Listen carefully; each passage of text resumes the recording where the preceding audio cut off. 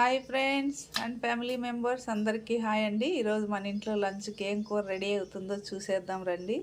ఇదిగో చూడండి, వంకాయలు, మట్టికాయలు, టమాటా, చింతపండు, వంకాయలు మట్టికాయలు వేసి పులుసు పెట్టేద్దాము. ఎలా ప్రాసెస్ చేస్తామో చూద్దాం రండి.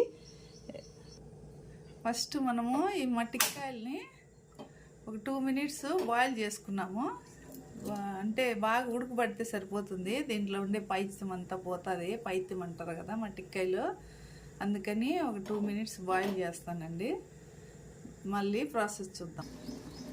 చూడండి, మట్టికాయలు ఉడికేది స్టార్ట్ అయినాయి. ఇప్పుడు స్టవ్ ఆపేద్దాము. నెక్స్ట్ ప్రాసెస్ చూద్దాం. పాత్ర పెట్టుకొని ఆయిల్ వేసుకున్నాము. స్టవ్ వెలిగించుకొని ప్రాసెస్ చూసేద్దాం.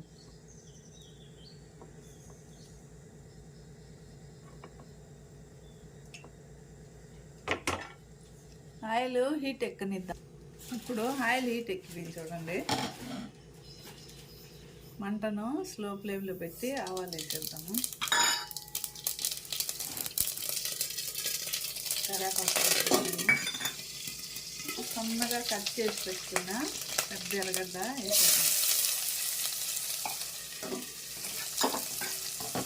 బాగా ఎర్రగా యాగనిద్దాము. మళ్ళా చూడండి, ఎర్రగడ్డలు బాగా గోల్డెన్ కలర్ బాగా వేగిపోయినాయి. ఇప్పుడు అల్లం తెల్లగడ్డ పేస్ట్ 1 స్పూన్ వేసేద్దాము. దీంట్లో గార్లిక్ ఎక్కువ వేసినాను కదా.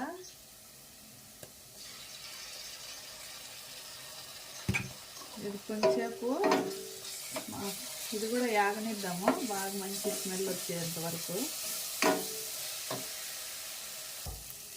ఇప్పుడు అల్లం తెల్లగడ్డ పేస్ట్ కూడా బాగా వేగిపోయింది. కట్ చేసి పెట్టుకున్న టమాటాలు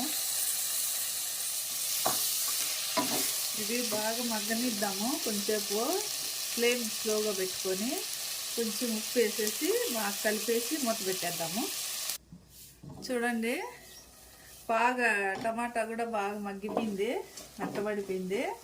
ఇప్పుడు మనము మసాలాలు ఏమేమి వేద్దాం చూడండి.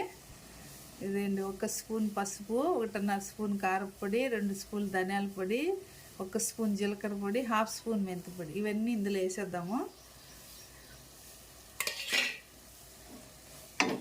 ఇది ఊరికే అంతా కలిపేంతవరకు చాలు.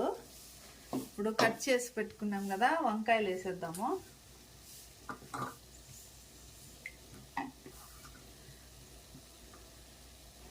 చూడండి, వంకాయలు ఇదంతా బాగా కలిపేస్తాము.